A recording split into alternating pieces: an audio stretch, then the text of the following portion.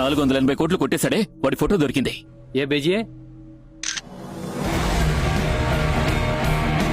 Photo వచ్చింది మావయ్య.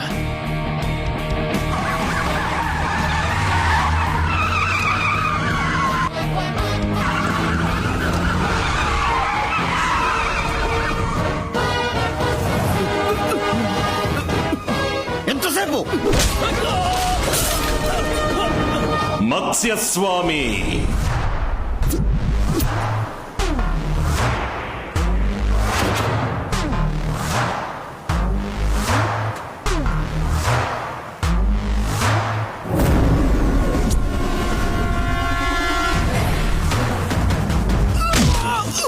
కూర్మస్వామి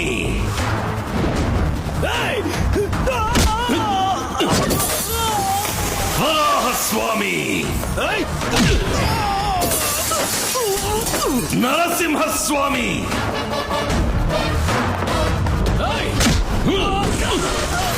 వామనస్వామి పరశురామస్వామి కొడుకు రామస్వామి. 28 ఏళ్ల తర్వాత ఇలా ఒకడు వస్తాడని నువ్వు ఎక్స్పెక్ట్ చేయలేదు కదూ. నీ అబ్బ తప్పు చేశాడు, అందుకే మా నాన్న వాడిని చంపాడు. నువ్వెందుకు మా నాన్నని చంపారు? నా తల్లేం తప్పు చేసింది, తన కడుపులో ఉన్న బిడ్డేం పాపం చేసింది? ఏంట్రా ఇప్పుడు ప్రతీకారమా? మూసేసిన కేసుని ఓపెన్ చేసి నిన్ను, నీ అన్నయ్యని బట్టలు తీసి అండర్వేర్ తో తీసుకుపోయి రాజమండ్రి సెంట్రల్ జైల్లో పప్పులాగా రుబ్బలేదో?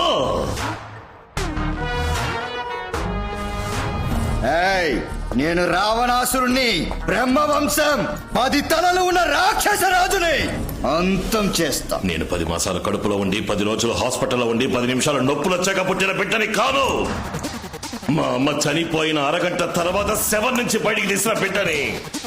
నేను స్వామిని కాదు, భూతాన్ని. పోలీస్! నేను పోలీస్ కాదు, పోకిరి.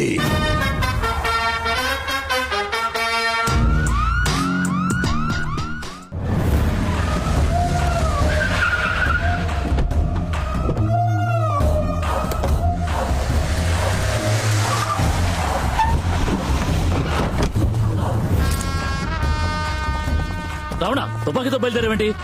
మనం సైగ చేస్తే చంపేయడానికి 1000 మంది ఉన్నారు. రణశేషం దేన్ని మిగిల్చకూడదు. ఇంకో 6 మాసాల్లో ఎలక్షన్స్ వస్తున్నాయి. నన్ను సీఎం క్యాండిడేట్ గా అనౌన్స్ చేయబోతున్నారు. ఈ సమయంలో చెడ్డ పేరు తెచ్చుకోకూడదు. రావడం అన్నయ్య రా. రావడం ఎక్కడికి రా? ఇదేనా రోడ్ షోనా? వెంకాలే రావడానికి.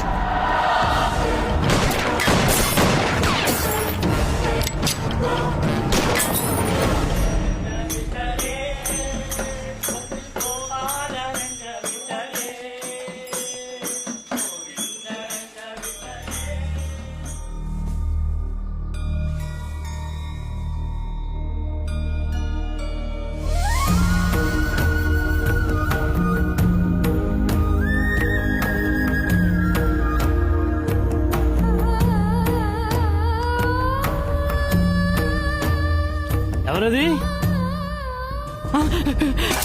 పరశురామ స్వామి గారా? కాదు కాదు, ఆయన గారు కొడుకు తమరు. అయ్యా అయ్యా, ఇన్నాళ్ళు ఏమైపోయారయ్యా మీరు? మీరెవరు? నేను మీ నాన్నగారి నమ్మిన బంటునయ్యా.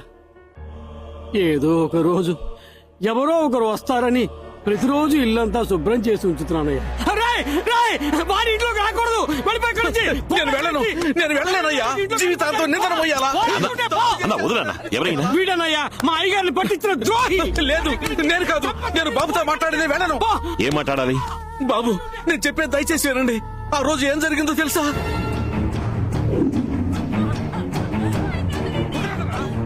మీ నాన్న వచ్చే రూట్ అడగమని నన్ను వాళ్ళు బెదిరించారు. నేను ఒప్పుకోలేదు. నా భార్యని చంపేశారు. నేను ఫోన్ చేయకపోయి ఉంటే మా అబ్బాయిని చంపేవాళ్ళు. ఏ రూట్లో వస్తున్నారు సార్? సార్, సౌండ్ సరిగా వినపడటం లేదు సార్. నాకు క్లియర్ గా ఉంది. సౌండ్ వినపడటం లేదు సార్. సౌండ్ అన్నది మా కోడ్ వాడు. మీ నాన్నకు అక్కడ ఏదో ప్రాబ్లం ఉందని అర్థం కావటానికి సౌండ్ సౌండ్ అని 2 సార్లు గట్టిగా అన్నాను. కానీ నా మీద ఉన్న నమ్మకంతో ఆయనది అర్థం చేసుకోలేదు. మీరు నాకు హెల్ప్ చేస్తారా? చెప్పు బాబు, ఏం చేయమంటావు? మా నాన్నతో నిజాయితీగా పనిచేసి రిటైర్ అయిన పోలీసు వాళ్ళు ఉంటారుగా, నేను వాళ్ళని కలవాలి. Inspector Babu, sir. Head constable Gopal, yes sir. Inspector Muralikrishna, yes sir. Inspector Kumaraswamy. Sir. 28 ఏళ్ల క్రితం మా అమ్మా నాన్నల్ని రావణ భిక్షు వాళ్ళ అన్నలో చంపిన విషయం మీ అందరికీ తెలుసు. పెండింగ్ లో ఉన్న కేసు ఫైల్ తాలూకు కాపీని హనుమాన్ జంక్షన్ పోలీస్ స్టేషన్ నుంచి తీసుకున్నాను.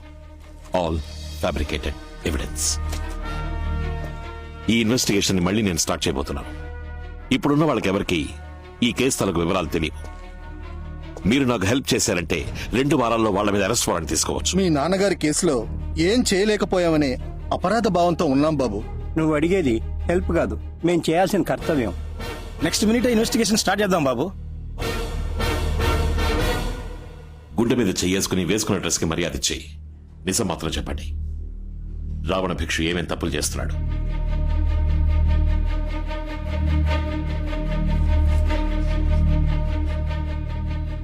చాలా రోజుల క్రితం ఢిల్లీలో మనీ డీలింగ్ జరిగేటప్పుడు చూశాను.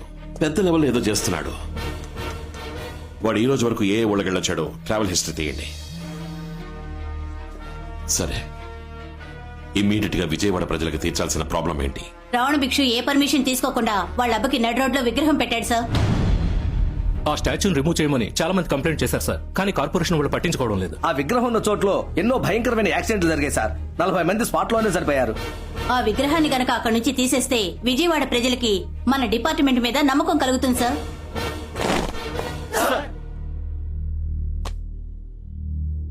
గత 28 ఏళ్లుగా ఓ పోరంబోకు విజయవాడ సిటీని వాడి కంట్రోల్లో పెట్టుకున్నాడు. ఆ పోరంబోకు పేరు రావణ భిక్షు. ఆ పోరంబోకి తొత్తులుగా ఉంటున్న మన డిపార్ట్మెంట్ లోని చాలా మంది పోరంబోకులు దొడ్డిదారంపట వాడి ఎంగిల్ చేని నాకుతున్నారన్న విషయం నాకు తెలుసు. వాళ్ళందరికీ 24 గంటలు టైం ఇస్తున్నా. ఇక్కడి నుంచి ట్రాన్స్ఫర్ ఆర్డర్ తీసుకుని వేరేదైనా జిల్లాకి పారిపోండి. పర్వతాన్నైనా పడగొట్టేద్దాం, పగవాడినైనా తొడగొట్టేద్దాం అనే వాళ్ళు మాత్రం నా వెనక నడవండి.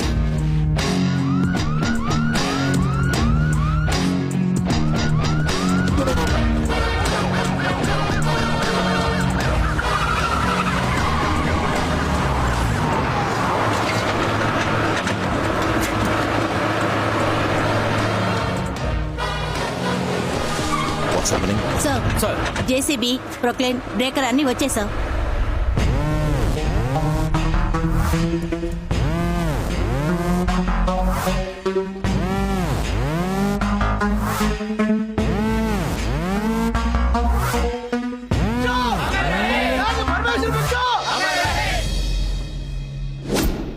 కలెక్టర్ తో మాట్లాడండి.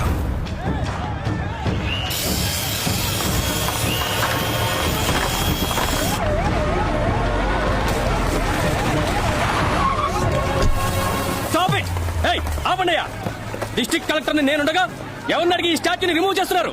దీనివల్ల 40 మంది చచ్చారు సార్. స్టాచ్యూని రిమూవ్ చేయడానికి ఆర్డర్ చూపించండి. షో మీద ఆర్డర్ అయితే పెట్టడానికి ఉన్న ఆర్డర్ మీరు చూపించండి, రిమూవ్ చేయడానికి ఆర్డర్ నేను చూపిస్తాను. ఏంటి మర్యాద లేకుండా బిహేవ్ చేస్తున్నావు నువ్వు? I'm an IAS officer, a district collector. You are after all an IPS officer. I know you are IAS with a bachelor's degree. You know who I am? I have a MA in sociology and MPhil and PhD in political science. I not only passed in civil service examinations, I have a goddamn gold medal. And I was eligible for the IRS, IPS, IFS and your IAS. అర్హత ఉంది, but I only preferred IPS. నీ చేతిలో pen ఉంది order వేయడానికి, నా చేతిలో gun ఉంది murder చేయడానికి. ఏపేస్తా. IAS దిమాగ్, IPS బందూక్.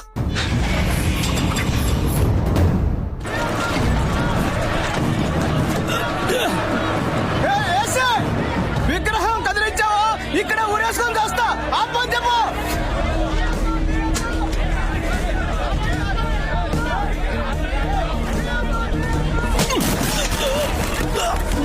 చావరా.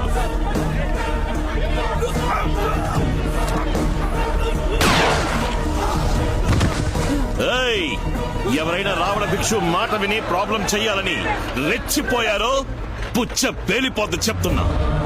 లేర్ చేయండి.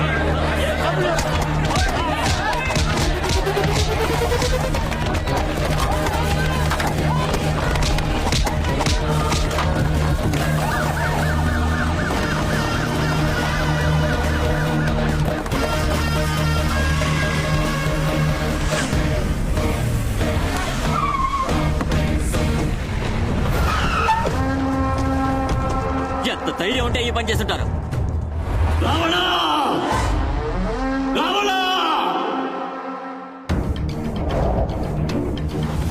ఆ రోజు నిన్ను ఆపి తప్పు చేశాను రా.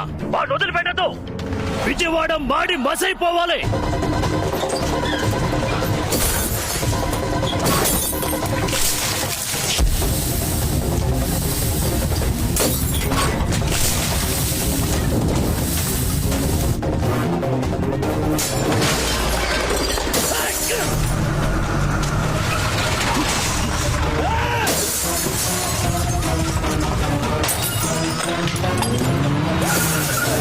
వెళ్ళండి, అందరినీ క్లియర్ చేయండి.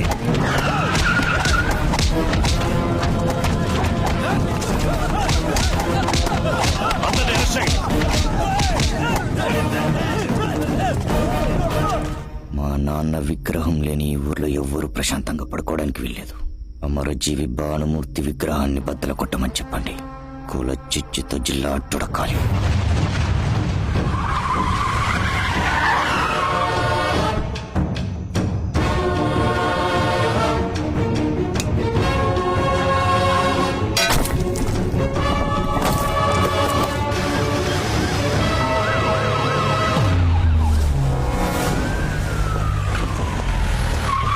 సార్, నైట్ 1 గంట తర్వాత విగ్రహాన్ని ధ్వంసం చేశారు.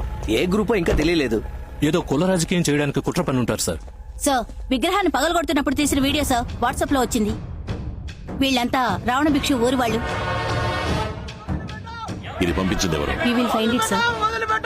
అదిగో వస్తున్నారు సార్. ఆ వచ్చే వాళ్ళంతా భానుమూర్తి గారి వర్గం వాళ్ళే. అందరూ అక్కడే ఆగండి. మా నాయకుడు తల పగలగొట్టిన వాడు తల తీయకుండా ఎక్కడి నుంచి వెళ్ళాం సార్. చూడండి, మేము రిమూవ్ చేసిందో పాపాత్ముడి విగ్రహాన్ని, వాళ్ళు పగలగొట్టిందో ధర్మాత్ముడి విగ్రహాన్ని. ఇంకో 2 రోజుల్లో ఇదే చోట కొత్త విగ్రహాన్ని పెట్టే పని మీద ఉండండి. 2 గంటల్లో ఆ ఎదవలు ఎక్కడున్నా వెతికి వాళ్ళ మక్కలు ఎరగదని విజయవాడ గవర్నమెంట్ హాస్పిటల్లో చేర్పించే పూచి నాది. 2 గంటల్లో అరెస్ట్ చేయలేదంటే మీరేమైనా చేసుకోండి, మేము అలా నుంచి వేడుకు చూస్తాం. మీ మాటలు నమ్మి వెళ్తున్నాం సార్. రండి వెళ్దాం. పదండి. సార్, ఆ ఊరికి ఇప్పుడు మీరు వెళ్ళదు చాలా సార్. ప్రమాదకరమైన ఊరు సార్. తప్పు చేసి గుళ్ళోకి వెళ్ళి దాక్కుంటారు. గుళ్ళోకి పోలీసులు రాకూడదని విత్తనవాదం చేస్తారు సార్. అందుకని చూస్తూ 2 ఏళ్ల క్రితం ఒక ఎస్ఐని 2 కానిస్టేబుల్స్ ని గుళ్ళోపలే నరికి చంపేశారు సార్. సార్, ఏదో రోజు వాళ్ళు టౌన్కి వస్తారు. అప్పుడు వాళ్ళు